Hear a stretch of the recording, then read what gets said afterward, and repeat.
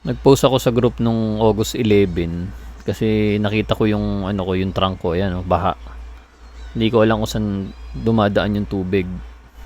Tapos may nakita akong post na binuhusan niya ng hose doon sa may taillight, may tumatagas doon.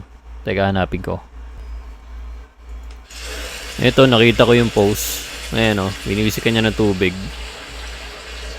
Tumatagas din doon sa kanya. Dito kasi siya tumatagas paloob saka dito.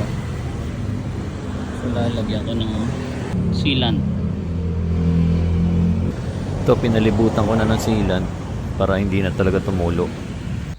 Dito din sa kabila syempre. Tsaka dito sa loob.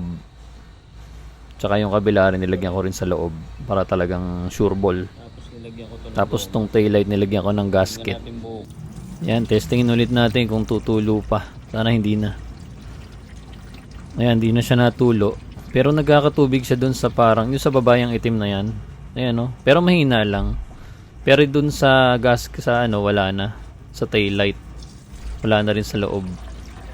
Ayan, goods na. Dito rin sa kabila, ayan, goods na rin. Wala na rin natulo. So yun, problem solved na.